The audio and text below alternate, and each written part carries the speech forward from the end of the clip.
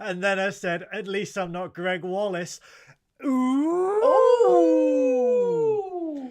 Would you believe? Oh, I can't believe the things that he's done. Oh, well, it'll all come out in the wash, like bad polyester. Space. The final frontier. These are the voyages of the Starship Adequate. Our ongoing mission, until we are cancelled and replaced by something far superior. To review every episode and movie of Star Trek in existence. To seek out new guests and make them very uncomfortable. To boldly go where many other Star Trek-based YouTube shows have gone before.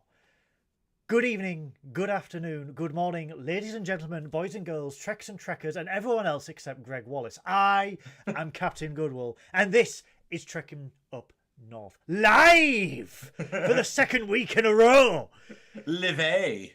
And joining me, as ever, is the delectable Geesian from the planet Honk, star of the premiere of Smoggy Queens. It's Science Officer Synoiz. You can't be the star of a premiere. Yes, you can. Yes, you can. Yes, you can. You were on the... What colour was the carpet?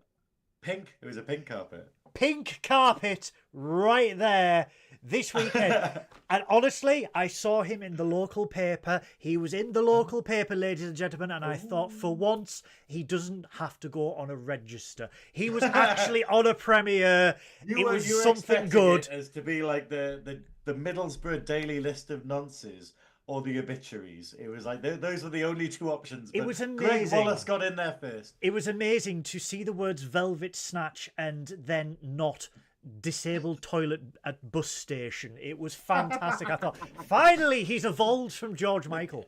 You write your mobile number in one place and suddenly it's the talk of town. But no, to be fair, actually, going off topic, off topic, Wednesday, really. I know, a tangent so early. How would have believed? On Wednesday, I got the opportunity with Go Global to go to the premiere of Smoggy Queens in Middlesbrough, and of course they got a Macron down. Yeah, well, they got everyone down. Well, one of the cast is from all the rest of the cast are from Middlesbrough, but one of the cast is from Newcastle, I think. But it was really weird though, interviewing people on the pink carpet, like the actors, before you've actually seen anything to do with the show. And it just felt really weird doing these interviews, being like, oh, I'm so excited about this and stuff. And they're really excited.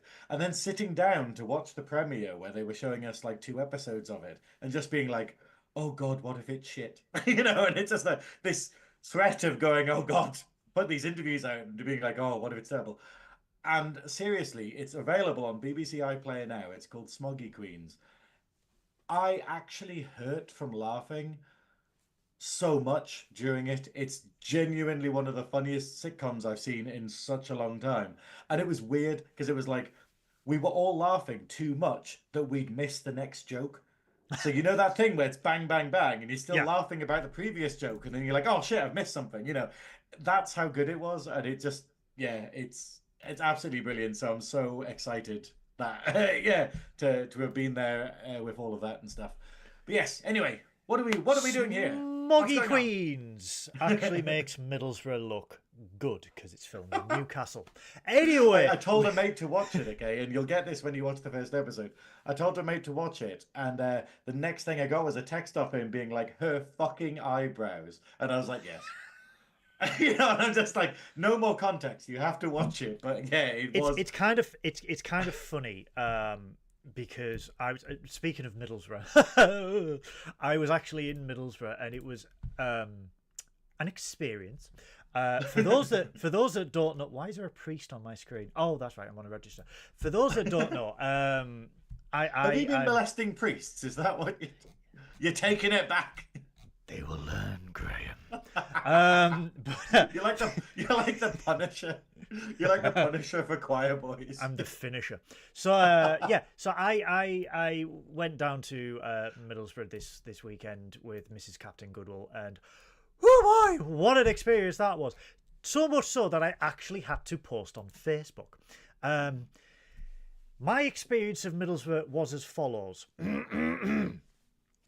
What in the live, laugh, love, crushed velvet sofa, mirrored furniture, grey pug called Luna, 39p, can of boost, just me and the kids now hunt, 6 kids to 10 different dads, benefit cheating, HMRC terrified, tracky stuck into socks, wearing Crocs as our lass wears Primark flip-flops, tribal tattoo, up the borough, heavily financed 2015 Nissan Juke with one working brake light, fake Canada Goose jacket, 9-year-old vaping 12-pack of Stella is Middlesbrough. Fucking quad bike riding, balaclava wearing, RIP Tyrone, up there with the angles of Princess Di, only 15, proper taken away from us as he sped away from the pigs with a kilo of coke in a park field. Happy hardcore, never knew me dad but have 7 Uncle Chavs. So really that was my experience of Middlesbrough, and I would urge everyone to visit Middlesbrough after seeing Smoggy Queens, because you will want to leave. But it was actually really bizarre because one of our mates who I was there with, who was sitting on the other side of me, who's like a Hartleyfield event promoter, bizarrely, you know how it is with TV shows where it's not all filmed in the same place. I've just realised 35p energy drinks, and here I am with a can of X.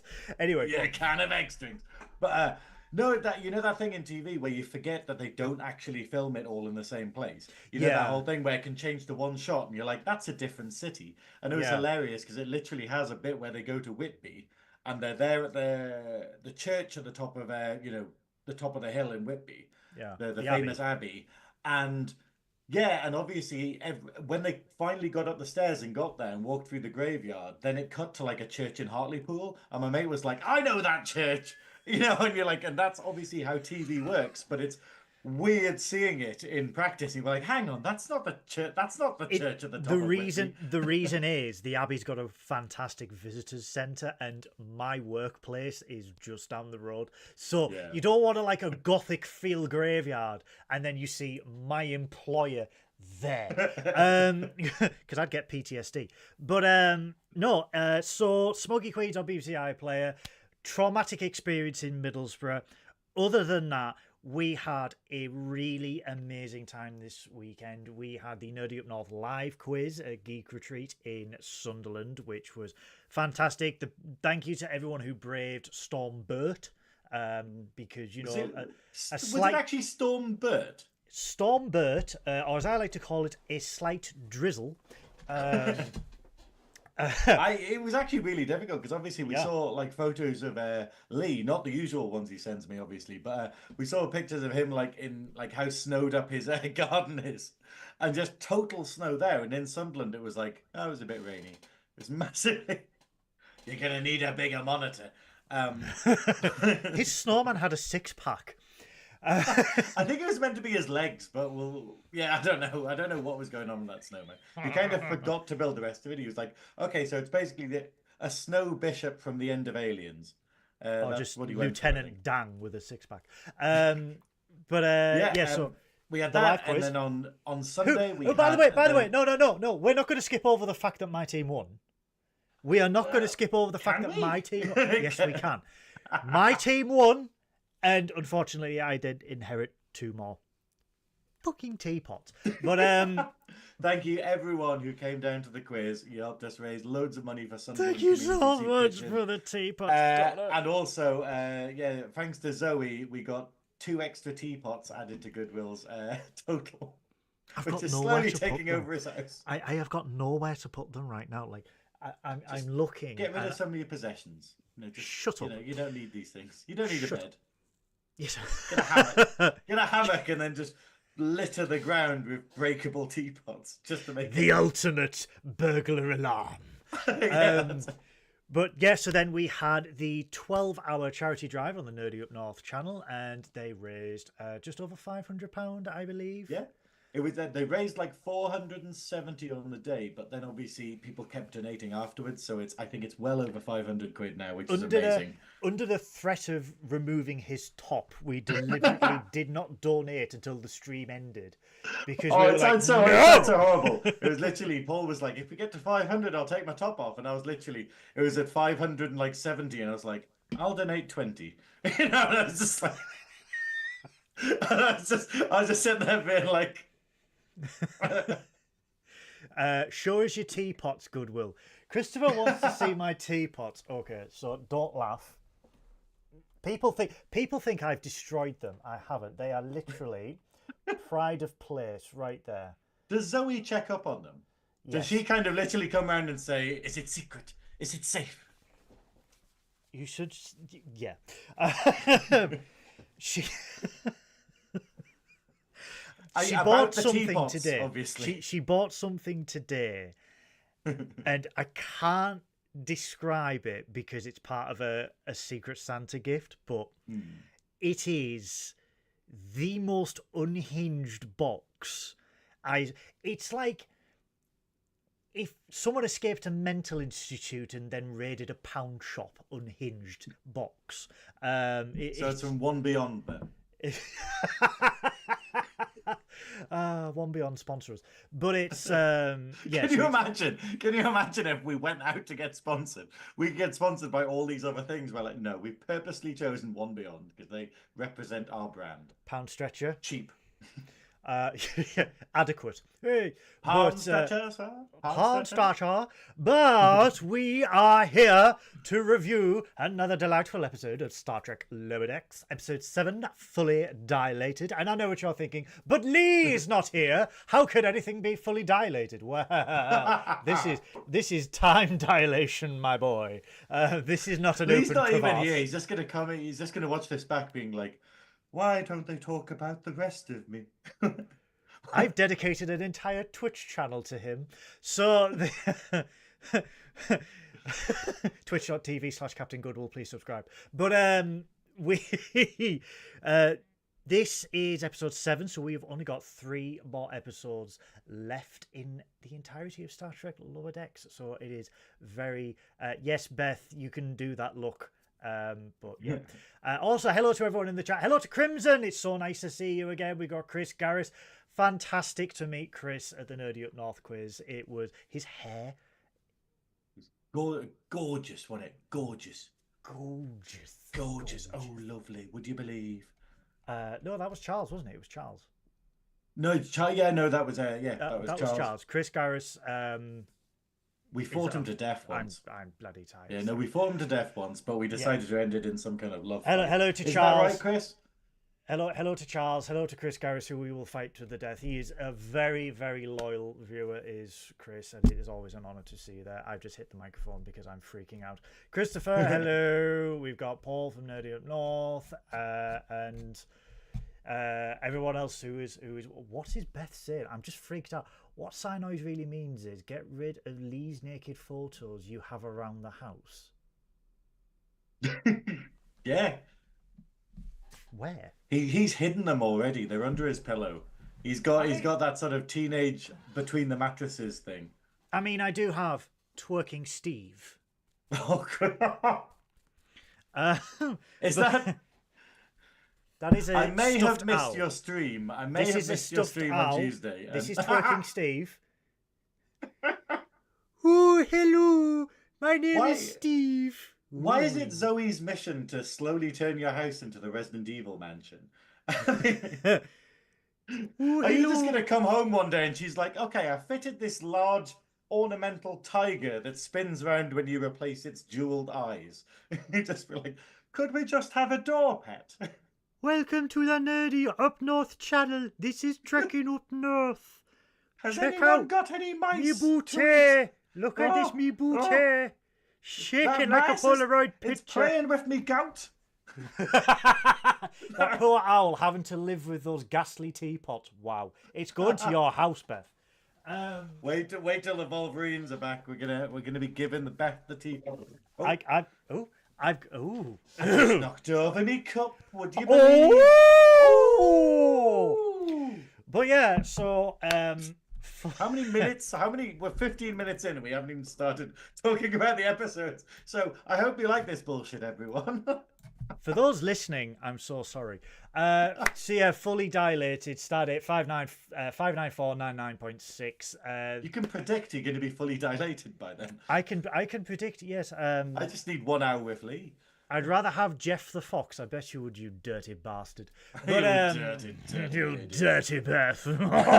Your emotional support fox. But Yeah, so 59499.6 of the Cerritos is sent to repair yet another dimensional fissure. The third one in the week, apparently, and they're getting really good at it. So this is the overarching story that we are seeing throughout Season 5. It's not as prevalent as I would like it to be, so I'm hoping in the last 3 episodes it gets a little bit more relevant. But dimensional fissures are happening all over the quadrant, and for this one, we get to see a big purple D. USS Enterprise. Oh, D. Not the eggplant. But we so the purple D has fell through this dimensional. dimensional. It now. You've got to use it. Dimensional fissure after fighting evil clones of Tasha Yar or something, according to Freeman. I don't know, but it was a great. I love it where Freeman's just like, oh, they're fighting against evil clones of Tasha Yar. Oh hell, I don't know. I can't keep up. It's just a common occurrence. Yeah, the bullshit is awesome as per Synoiz. Oh, crimson. Thank you, Crimson. At least it's not a crimson D. But we were laughing because obviously before we start recording, before we go live, I'm kind of like, hey, I haven't spoken to you in a couple of days. So like, do we just catch up now, or do we just do it on the actual stream and just vent all of our bollocks as part of the episode? It has been a long ass week. I have been very quiet because my head has been down working so much. But yeah, so a dimensional fissure opens up, and this purple next generation Enterprise D appears. And as it goes back into the fissure, they realise that it has left some technology on a planet nearby. Freeman is looking for a senior science officer, and it is between Tendi and T'Lyn. And I'm going to say this right now. I came to this realisation after rewatching this episode. T'Lyn is my crush in Star Trek Lower Decks. She is hot. She is just cold and distant, which is how I like my women. So the sorry, I'm not Greg Wallace, honestly. It's a sort of thing where obviously, like, you know, what did you think about this episode? Like, just before we get to it, I coined the term filler to an extent. However, upon reflection, it is a great homage to the Star Trek Voyager episode where the planet that they land on is in the midst of time dilation, but they're not caught in orbit in this one as they are in Voyager, where, you know, they're stuck in orbit and they are revered as a god, and hundreds of years pass and everything like that. This is more simplified, but they find out that the Enterprise has left technology on this planet, and they need to go and save it before they can close the dimensional fissure, because they have to return it to its dimension. There is a senior science officer role up for grabs, so Tendi and T'Lyn are up for it. And the away team is done by the Lieutenant JGs, because it's Chiquito. Is it Chiquito night, or I don't know what that's literally the only thing in the episode that I didn't write down, because I was like, he's not going to bring that up. So Food night. How wrong I was. Fully Dilated is a filler. Yes, where's Lee? The away team is the lieutenants, so it's Mariner, Tendi, and T'Lyn that are sent down. And obviously Tendi is not happy about this, because basically Tendi really wants the chief science officer position, and then when she finds out T'Lyn's applied as well, basically she's very threatened, because T'Lyn is like amazing at everything.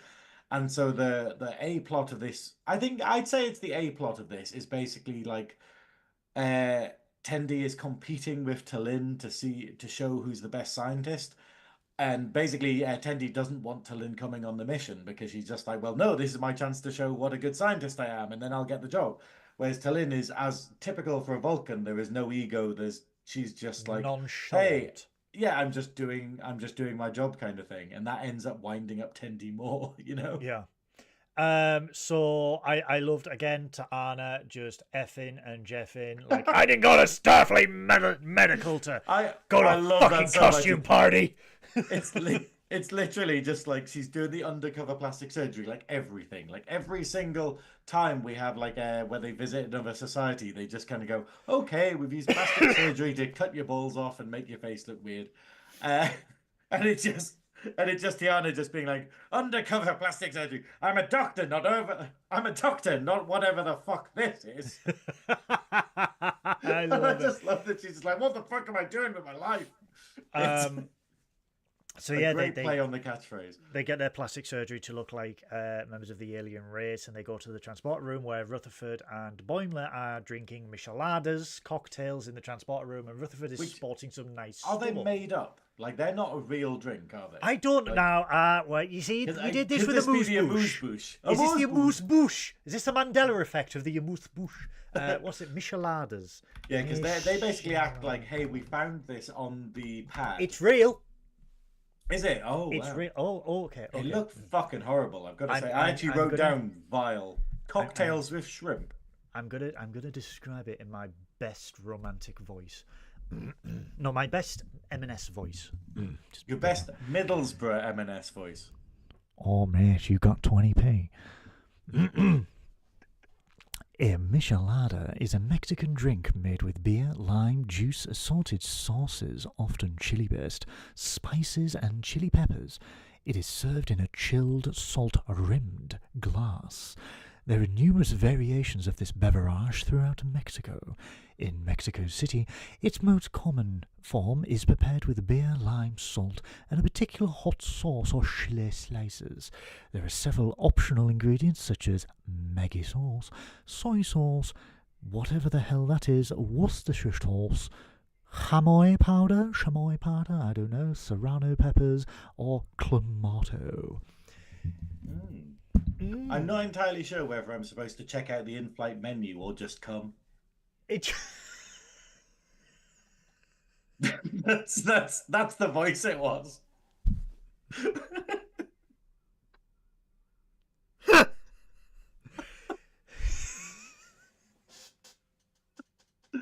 Either way, though, it looks fucking horrible. I'm looking at it here. Like, chat. Do you agree with me that like I can't do savory drinks? I can't do savory cocktails. Like I'm looking at this here. What are they called? What's the Bloody Mary with like tomato and stuff? And I'm just this just looks like alcoholic tomato soup. Something nice. Yeah, it's an alcoholic tomato soup. Yeah, it's alcoholic soup. That's where someone's trying to cover the fact they're an alcoholic, and they're just like, "No, I made soup," and I'm like, "Why does this have vodka in?" And thus Bovril was invented. But so no, it's gravy. It's fine. So no, it's for Starbite 80. This is tequila. Yeah. Oh, I saw. Shout out to Admiral's Funniest Frontier. They came up with a brilliant insult today on their channel. You are so bad, you would be fired from Starbase 80. Wow. Yeah, you are devastated right now. To be fair, I think in Starbase 80 they just wait for the Darwin effect to kick in. Middlesbrough. So yeah, so they explain in the transporter room as they're having micheladas that there is a time dilation because of the planet's core, and for every second that passes on the Cerritos, 1 week passes on the planet's surface. So Boimler gives them a special necklace that will signal them to go somewhere secluded in order to be beamed back. They will beam down, and what will seem like a few hours for them might just be under a second for the Cerritos. So they beam down, and as they beam down, Boimler pokes himself in the eye with one of his cocktail accessoires and spills michelada all over the transporter console, frying it. On the planet's surface, we see that it's a pre-warp civilization. I think it's pre-industrial as well, so it's sort of like 16th, 17th century Earth reminiscent. No, I don't know if it's that. I think it's like 1800s America, maybe. I don't know. Frontier, perhaps. Something like that. Early colonial, maybe. Yeah. Early colonial. Like early colonial.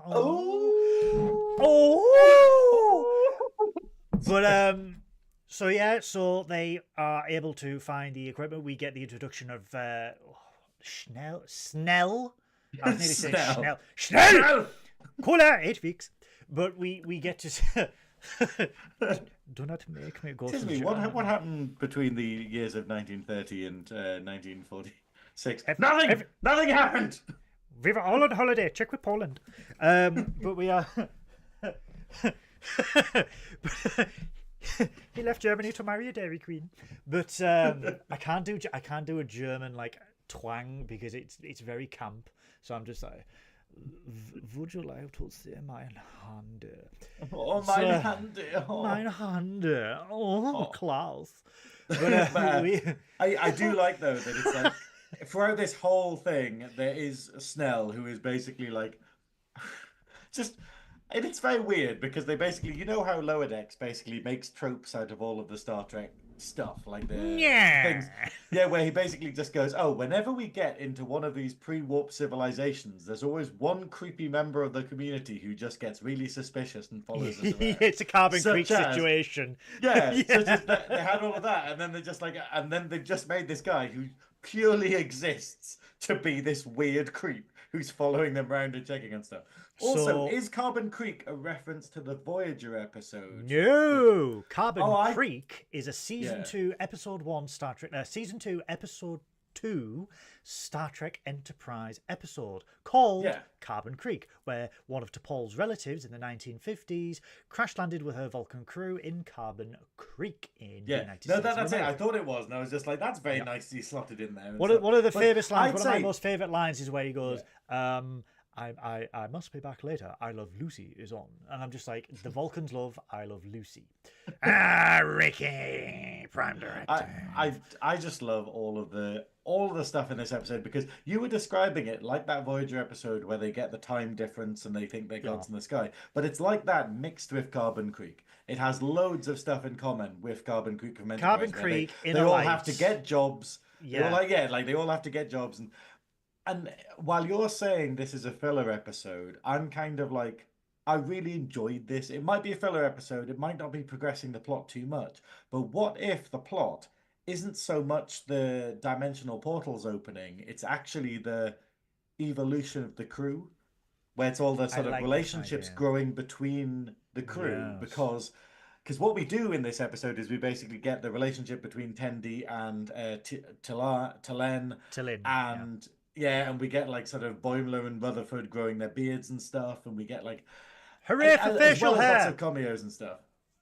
I just thought it was really fun, and I have to say the planet that they beamed down to, there was something gorgeous about it. I think this might have been my favorite location we've had in Lower Decks because all of it just looked so pretty, and I was like, I could watch an entire series set in this planet, you know. But the revelation for this series, for this episode, is that the technology that they find in a crater that has been there for years at this point contains a signal, a positronic signal within the wreckage, and they pull away. They see a nose, and right there, it is Lieutenant Commander Purple Data.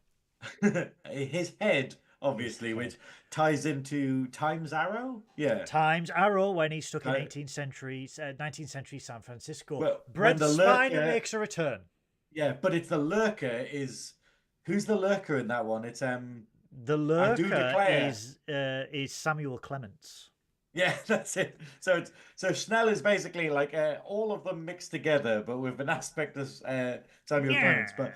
But it's great. It's great to have Brett Spiner back in this episode. I loved it. This was the greatest surprise when I watched this last week and tonight, and it's so annoying. It's a privilege, and thank you so much, Paramount, for allowing me to have the screener. But it is also super fucking annoying when I finished last week's Trekking, watched episode 7, and then couldn't say a goddamn word for a week about Brent Spiner being in Star Trek. Hold on. You have friends who also have screeners, so you will have been. I know for a fact you will have been chatting there. I totally didn't message Sean, Mike, and just. I was actually gonna message Sean, but I was like, nope. I've seen his Facebook and he's slutting about. So Joseph, not Sean. Okay, right, fair enough. Sean, he's not. How dare you? How dare you say he's slutting about? How dare you? Sean is a king. I bet you would. I bet he's fully dilated. But we. I just love that I'm just doing absolute slander towards Sean. I love Sean. I love Sean. He follows me on Blue Sky. Blue Sky, follow me now. But yes, so the I accident still with haven't made one. Do I need to make? Oh, do I Yes, need you to do. make a Get blue away sky from the one? Musk platform. But so stop laughing, Christopher. It's not funny. It's slander. At least he's not Greg Wallace. But due to the accident in the transporter room, they are stuck on the planet. And as we see all the way through the main story, it turns from weeks to months. 4 months. They take the abandoned shack that they saw on the way to the wreckage, they restore it, and Tallinn builds a windmill. Tendi is getting more and more obsessed with competing with Tallinn because she's building up her research base, so when she gets back to the Cerritos, she will be considered for the senior science officer role. And then Tallinn just comes in nonchalant as ever, and she's just like, this is interesting. I have built a windmill. And then Yeah, I've also made all of this grain using our new windmill. what I love though, when they first get to the planet, is Tendi's enthusiasm for the planet, where she's like, "Oh look, bricks!" I love that so much. It's just so beautifully innocent from Tendi when she gets excited over a brick. But this is the wonderful thing. The characterization in this episode is absolutely hilarious because the three, we have so many plots inside plots in this one, but essentially we have Tendi trying to outdo Tallinn and trying to sort of get this massive like research portfolio together, where she ends up sort of bringing Data's head back to life in order to sort of get him to help her become the best scientist. So she's constantly in competition with Tallinn, whereas Tallinn is basically just doing all the work for them. So she's basically like going fixing the house up, making a windmill, and then she Creating ends giant grapes. Yeah, she becomes amazing at agriculture. So basically, sort of like makes huge fruit or whatever. Goes off to the town, sells all of the fruit, makes loads of money, and then works out that she can turn the fruit into hair care products that makes everyone beautiful. And has my favorite line in the whole thing. And there are so many good lines in this episode, but it's literally just like, I have improved their lives without breaking protocol. We are also now rich. And then just dumps this bag of gold coins on the table. It's Data's line. It's Data's line when Tendi's freaking out. And Data goes, I fail to see how adding bounce to curls can alter civilization. Yeah. Yeah, because she's like, oh, it must be breaking the Prime Directive if she's giving them hair treatments and stuff. but yeah, so Tallinn's whole thing is basically she just literally lands on this planet, and within a year she's become a millionaire. She's managed to revolutionize their sort of culture and like sort of give them like this really good life. And Tendi's like, I'm gonna do all the science stuff, you know. But then Marina's story, yeah. Yes, she's wanting to have her inner light moment. Yeah, she wants to have a family, play the flute. Yeah. So she makes herself a flute out of soap. Because she gets sent to prison for basically poking someone in the eye. Gets put in prison. So she literally goes, I'm gonna go and live my life like like Picard did. So she goes off to find like a husband and then have a family and then do all of the life stuff. And basically like ends up immediately getting arrested and then in 2 months basically making a flute out of soap and not learning how to play it. And then she gets let out of prison and immediately commits another crime. And she extinguishes the eternal flame. The must be Planet Bangles, but the eternal flame. So everyone else is like doing all of this like dramatic stuff, and Mariner just basically spends the whole time in prison, which is hilarious. Again, though, they really have some good lines because you just say, "Hey guys, you found any good rats lately?" I love the bit at the end where she realizes that actually the prison, all the people in the prison are actually her family, her inner light family and stuff. And then she hugs them, and then she's like, "I found my family," and the guy's like, "And 2 of us are murderers." Shh, don't ruin this. I have to say, like, whatever we say, like, whether we feel this is an episode that, like, brings the plot across in leaps and bounds, or is it, like, dramatic enough to justify being a final series episode? Yeah. It's the fact of the one-liners in this, the characterization in this, so and good. just how... I don't know, it's wonderful. Like, I feel like I learned a lot more about Tallinn, and it was so good getting Dead Spiner back. I wrote more quotes for this episode than I have done for any other episode. Like where Tendi just goes, "I can't compete with her giant melons," Yeah, no, and then when Tallinn manages to shock the Snell guy by being like, "No, we are not weirdos. We are traveling entertainers." And then immediately picks up some rocks and starts juggling them, and he's totally amazed by this. And Mariner's like, "I didn't know you could juggle," and she's like, "I cannot. It was simply algorithmic tossing." Algorithmic tossing. You can't even select that on Grindr. we That costs extra. what is this episode? I got shrimp in my eye. But then you got you got Rutherford and Boimler just rubbing the console down with their uniforms, and there's like Michelada everywhere. They just start licking the console clean, and it's just like, oh, it tastes like liver. And she's like, clearly doesn't wash his hands when he uses this. But that's it, because those are the plots on the planet are there, but the actual other plot, like I don't know, D or E plot or whatever, is that basically Boimler and Rutherford are literally just trying to clean the console, but a year goes by in the time that they're taking the tops off to try and wipe down the console, and they end up licking it and electrocuting themselves just to get the cocktail off there. And it's like, so that is their entire plot for this episode. It literally and there's is something funny about how stupid that is as an idea. Their entire plot is like a minute when you think about it. Yeah. It's so funny. It's like a 60-second plot. Tallinn builds a windmill. Tallinn builds a windmill. Tendi reanimates Data's head, and Data offers to help Tendi with her promotion, which I think is really sweet. And then obviously Snell is still lurking about. It's been a creepy creep. He sees like Tendi talking to the severed head, and he's like, yeah. And then but when he breaks in, because Tendi at this point it's like 8 to 10 months in, and Tendi's just not sleeping because Data makes the observation that, well, Tallinn can do more because Tallinn doesn't require as much rest as you do. So Tendi's just like, then I shall not sleep for the pursuit of science. And Data's like, no, wait, what? I love the fact that I think you need to sleep.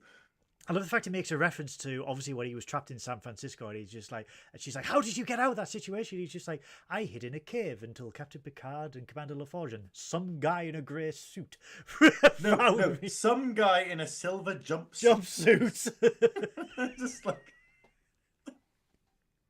Like literally, this episode is a wonderful combination of 4 very famous like Trek episodes, and I kind of love that they managed to do that. They managed to Frankenstein a good plot episode from this, you know. But yeah, so Snell ties up. Tendi falls asleep. Snell hits Tallinn when Tallinn comes up to find Tendi, because Tendi's isolated herself from everyone for months on end.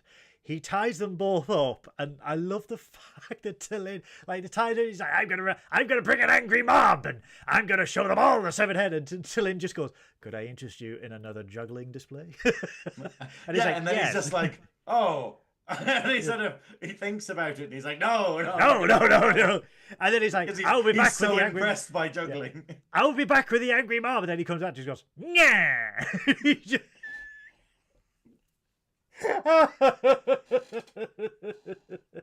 This is it, man. This is like, if I could define what Lower Decks does best, is Lower Decks does memorable characters better than anything. Memorable. It's the fact of it. It literally just has these characters that only appear for like one episode, and then we're gonna remember them for like forever. It's not like even Next Gen didn't do it, where you could kind of have episodes and you're like, hey, what were the characters that they met on that kind of thing? Whereas like Lower Decks, you just go, all of these characters could be brought back. One of the episodes of The Search for Trek is titled Famous One and Done Characters, Favourite One and Done Characters. And yes, The Search for Trek is still coming. It's just taking far longer than... It's edging us. We are polishing. We are. Mark's edging us. We are buffing The Search for Trek as we speak. But there is... Oh, God damn it. Anyway. So that is cool. But one of the episodes was favourite one and done characters, and I sat there for a week, and I was going through 950 Star Trek episodes and 13 movies and everything like that.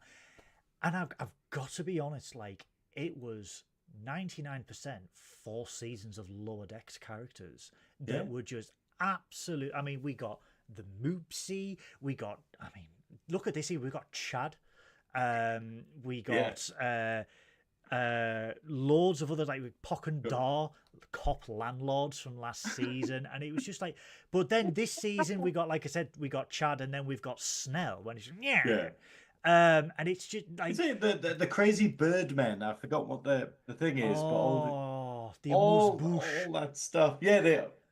No, Guards, the catch me as I dramatically faint.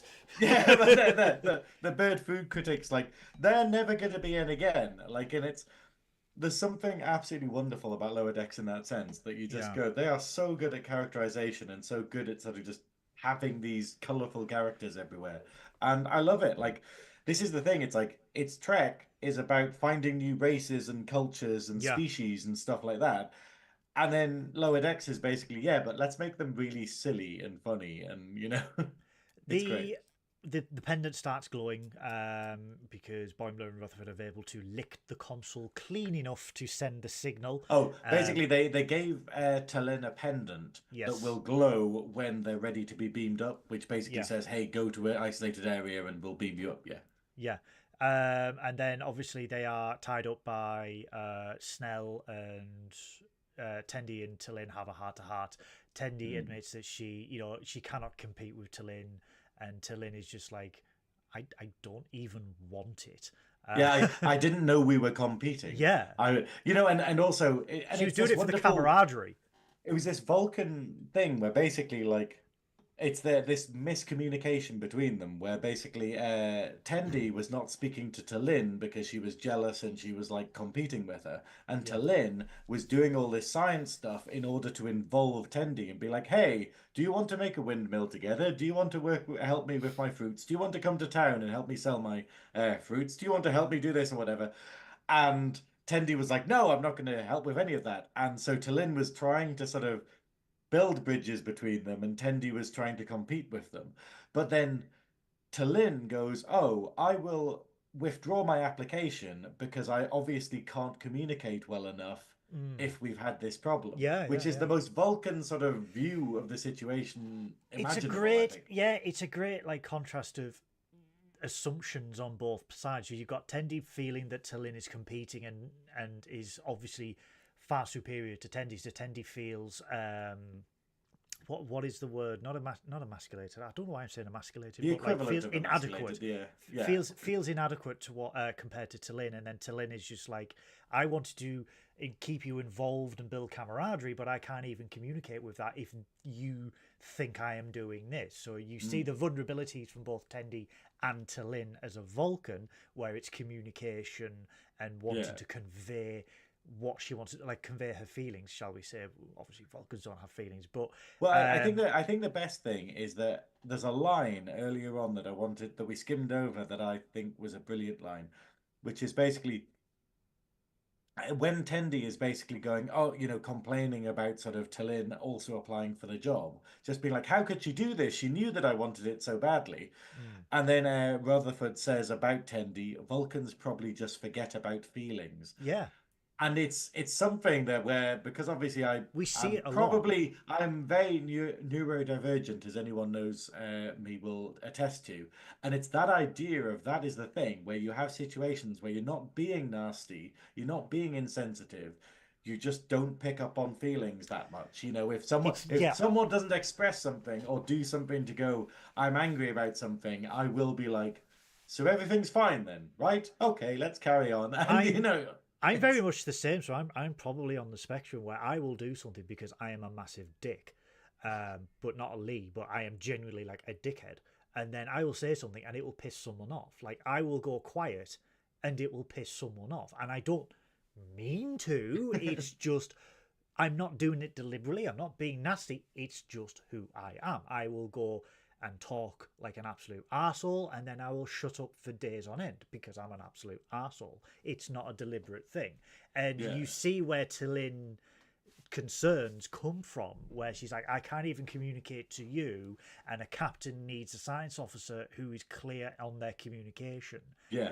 and you know they eventually make up and they unite their strengths to stand up and activate Data, whose head has been torn off, and he's like, do not deactivate me mid-conversation.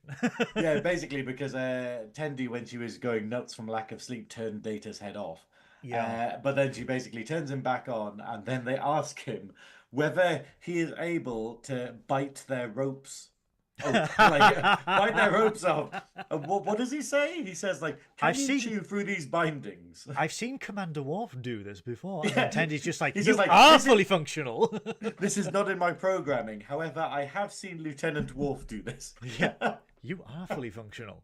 It's so but surreal. yeah, so they escape, and Mariner is released because T'Lyn essentially bribes the guards with hair products. You've got powerful friends, waft. And Mariner's just like, can you let my family go as well? Or the prisoners, he's just like, hell no. He's just like, oh well, I tried. to be fair, Mariner does just try and attempt to get all these murderers let out of jail. And I'm like, Mariner, maybe not. Maybe don't, let's set them all free. But obviously they escape, and Snell goes after them because he is trying to prove that they are witches, because they have got a severed head that is undead, an undead severed head. Yeah, he's got the full mob. He's basically got everyone. He's like, look, they're witches. Come follow me. We're going to look at them. And then accost them outside the jail. And then he immediately goes, they've got a purple demon head in their bag. And then he grabs the bag, and what falls out is a massive grape with a face drawn on, like Wilson from Castaway. And I love the fact that everyone just like, get a job, Snell. I love it. Who cares? Get a job, Snell. So the signal is being beeped, so they need to get out of the village quick before they break the Prime Directive by being seen to beam up. So they leave the village, and Snell is in hot pursuit. They are able to climb the mountain. Well, not the mountain, like the hill that they first beamed up on. Generic Star Trek hill. Generic mountain. Star Trek, but it's a Vasquez Rocks homage again. It's it is. purple You've Vasquez. been there. You've been there. It is. I could have gone there, but I did not. I climbed to the very top of Vasquez Rocks, and let me tell you, ladies and gentlemen, boys and girls, trekkers and trekkers, I am a good climber. However, Tiffany, my friend, the girl I had hired for the evening. I'm sorry. I just love the idea of Tiffany just being like, "You've got me for 2 hours. What do you want to do? Let's climb Vasquez Mountain." She's Canadian. You've got me for 2 hours, buddy. She climbed Vasquez Rocks. I do want to hire loads of prostitutes and just teach them Warhammer. She's not. She is a very talented cosplayer. She climbed Vasquez Rocks in sandals. Bloody hell! I literally wore these. Okay, and I climbed Vasquez Rocks. She climbed it in goddamn sandals, and I was like, I'm gonna have to follow her because she may die.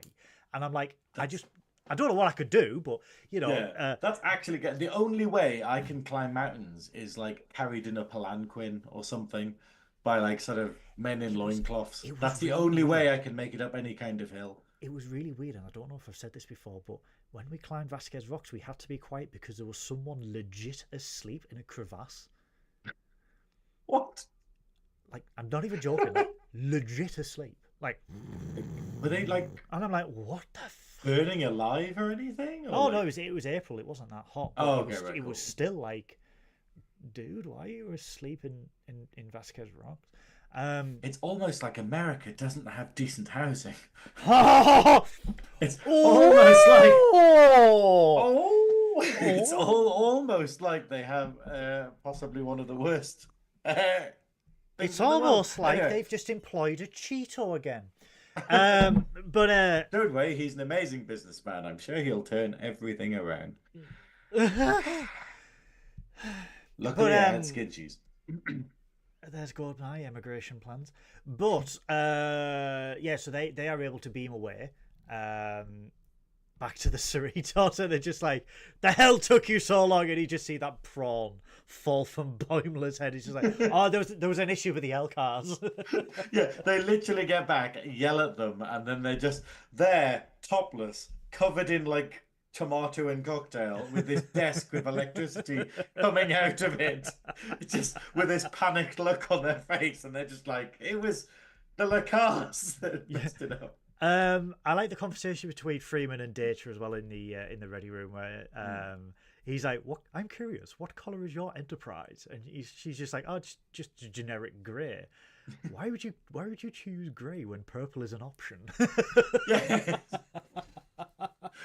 Just this weird little sort of bit of like, hey, purple universe is better kind of logic. Of course, I'm now waiting for Fan Home to produce the Purple Enterprise D because we know fans now want it. But see, that's another thing. Along with Moopsy, it's the idea of literally they could just release a purple Enterprise D and people would love it. Like, they will. But Data convinces Freeman about the promotion, doesn't he? Like, yeah. He points out to her, like, look, after spending time with them, I have a recommendation regarding who should be your chief science officer. And then we basically cut to like their 10 equivalent of 10 forward, the bar or whatever, and they're all doing it where what is it, like Rutherford and Boimler are celebrating nothing really happening for them, getting clean, I guess. But then Tendi and T'Lyn come in and announce the news that they've both been made chief science officer because Data was saying that they work so well together, that they bounce off each other. They complement each other with Tendi's communication skills and T'Lyn's like science skills or whatever, that they can do the job together. Which is it's a cop out, but at the same time, I like it as a plot development where it kind of goes, look, at the end of the series, both of them are chief science officer on a. And working together is sometimes the best option because your strengths are someone else's weaknesses and vice versa, so you get the best out of people. I love the fact that they try and guilt trip Boimler and Rutherford, where they basically say like, we were down there a year, and Rutherford and Boimler are just like, well, it must have been a benefit for you. You must have learned something from it or anything like that. And I love the fact that T'Lyn is, is it Mariner or Tendi that says you owe us big time, and then T'Lyn's like, they are right, you do owe us big time. Yeah. And then we end with Mariner saying, well, there's one thing I did learn, family and the flute. And she can't even play it. She's just she gets her soap flute out and starts trying to play it. Starts trying to play the song from Inner Light, but then it goes into just the generic Lower Decks theme, I think. There was a lot of... Or is it the... It's just anything. She plays a lot of themes. Just anything. There was a lot of one-liners in this episode that, that I found really, really funny. Go and enjoy your science fruits. Yeah. From Ta'ana to all the way to bloody T'Lyn, like, could I interest you in another juggling display? But yeah, I'm not saying this was a bad episode. I think I'm more concerned that we've got 3 episodes left and the overarching like story has not been like addressed any in 7 episodes so far. So I guess there's a little bit of frustration from that. But this is a filler episode, but a good filler episode, I would say.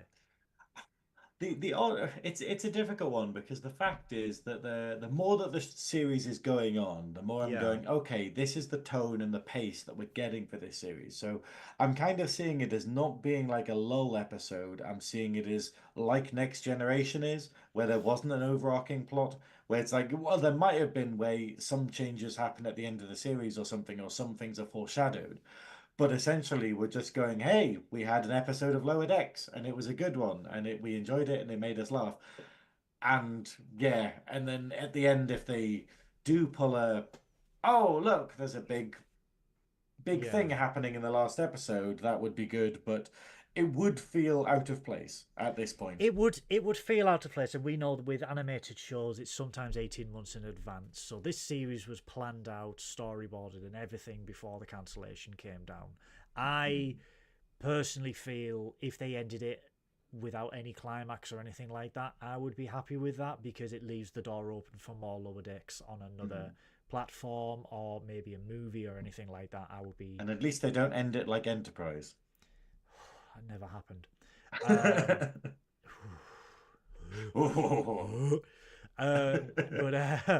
But yeah, 3 episodes left. Do you have any further notes for this episode, Synoiz? I don't know. I do like the idea of yelling, we're all out of globbers. We're all out of globbers. We're all out of globbers. I can't compete with that giant melons. No, I think my favorite line is either, what is it? I have improved their lives without breaking protocol. We are also now rich. but I do like her. I do like Tendu being like, my away mission resume is going to be more padded than a Romulan's shoulder.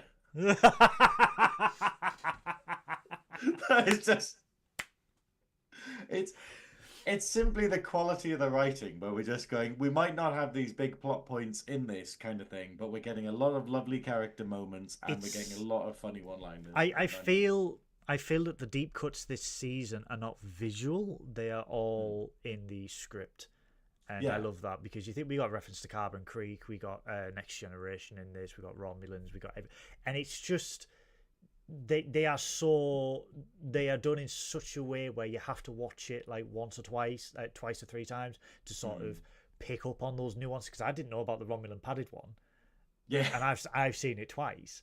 And it's just like you pick up. It's on when those she's little just lines. come through the door in the house. She's just come through the door and she's got a big basket full of science projects and stuff. And she's like, "Oh, I've been going around doing science stuff all day. My resume's going to be padded." But no, that was our review of Fully Dilated from season 5 of Star Trek Lower Decks. We are getting good at this. We are under an hour at the moment, so let's waste a little bit more time by saying, Science Officer Synoiz, what are you doing this week? What am I doing this week? Well, I'll tell you. What I'll do is I'll tell you. I've been messing around today trying to get I've been pissing around on the phone to Virgin Media today. Oh no! Trying to get my broadband deal because I was paying 60 quid a month for my broadband. Like what? Ludicrous. Yeah, because I got out of contract and I just never got round to sorting it, and basically went in and Virgin are clever, okay? They don't have any contact details or anything on the website to allow you to get in touch. They make it as difficult as possible. Yeah. And then when you phone up, okay, there was like 5 minutes of please press 1, press 3, enter the first digit of your whatever, all of that. And then they put me on hold to actually speak to someone and they start playing Wonderwall. And I was just like, oh, you're good. You're good at this.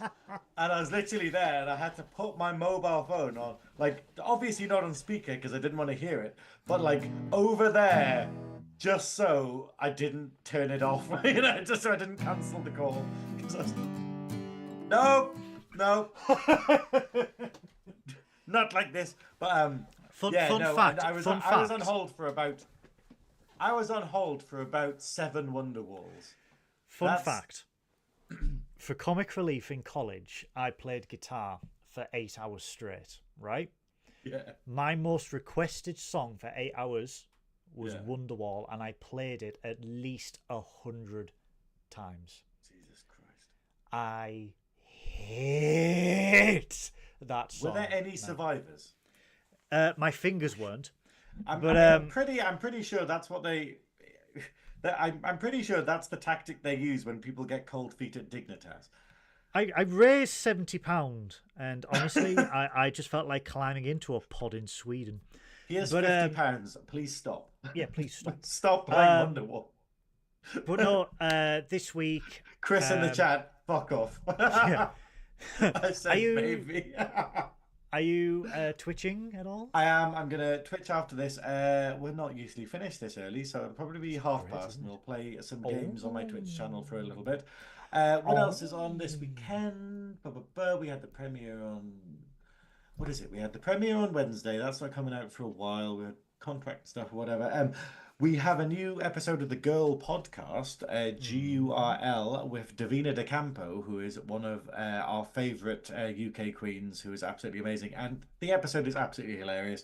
She's talking about a new touring show called I Do Say, which is absolutely amazing. No, I Do Think, which is absolutely amazing.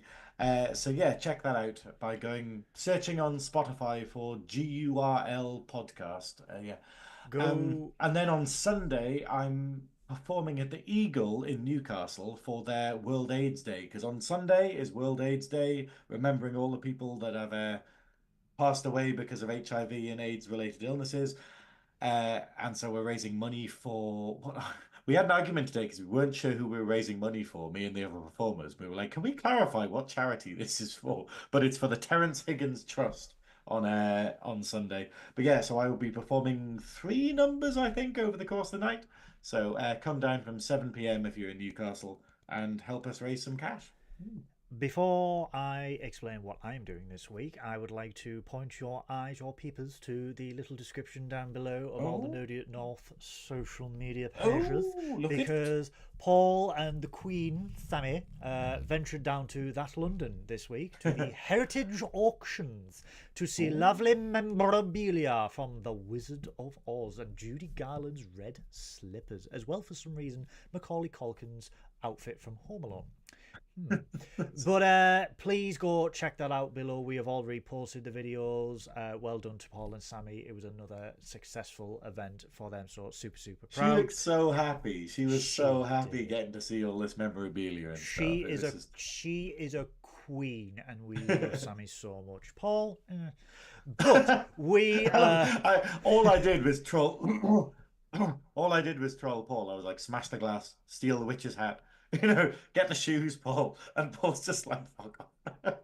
Posting a picture is just like, oh, he's got a foot fetish, hasn't he? But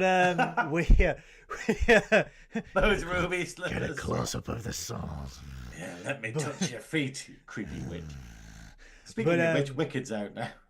Yes. However, this week I've been very busy this week. I will be on Tuesday. Not me. Cousin Truck will be back this Tuesday, 6 p.m. on twitch.tv. Almost shattered the illusion. Nearly. Can't allow people to know they're the same person. Shh. He wears sunglasses. And a double denim. The Texan Tuxedo Man himself, Cousin Truckwell, will be on twitch.tv/Captain Goodwill this Tuesday at 6 p.m. for more American Truck Simulator. And it's going really well. There will be songs, there will be laughter, there will probably be drinking, because hell, who cares about drinking and driving nowadays? Honestly, you on Twitch, I'm so glad you are back on Twitch. You are so funny on Twitch. Like, I was just watching it, and I was watching it as I was working on other stuff, and just stopped working in order to watch you pissing around with a stuffed fox, like breaking into song leave every Jeff 5 minutes. alone. I just love the whole thing. I'm just like going, why are you doing all of this? And that's what I love about it. Cousin Truckwell brings fun, he brings laughter, he brings conversation, and he brings song requests. But if that does not tickle your fancy, I am also part of a new series on the Clone Star podcast. He's going to make a joke, I know he is. No, titled, I make a joke about the new this? show is titled The Dry Dock. We've all been there when lube isn't available, Pet. The Dry Dock is a brand new series from the Clone Star. Spit.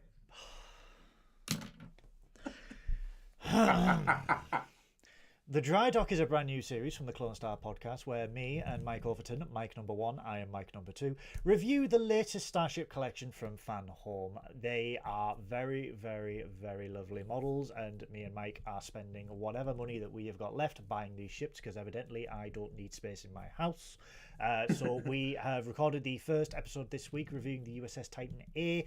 That will go up on the Clone Star podcast channel on Tuesday. So please click the link down below and subscribe to the Clone Star podcast. Really, they have some banging celebrity interviews, and it's well worth it. Shosif and Mike put their heart and soul into that podcast, so please give them the support. Please check out Clone Star. They are good at what they do. Everything that is down below. There is so much for you to follow. Give Adam Ashbridge a follow on Spotify and on TikTok. Give him everything. Go and give him one. Go out there. Give him one. Give him a big one, because give him the biggest one that you've got. Give him a purple That's what Adam D. needs. Give him a purple D. Give him a purple D. Give That's him what a he purple needs. D. But apart from that, that has been our review of Fully Dilated. I would like to thank my delicious Geesian from the planet Honk, Science Officer Synoiz, for joining me once more. I have been Captain Goodwill, and as ever on Trekking up north, I want you all to look after each other, stay safe, live long and prosper, and... Miles? Who cares? Get a job, Snell. Miles? Miles? Miles? Miles? Miles? Miles. A moose boosh.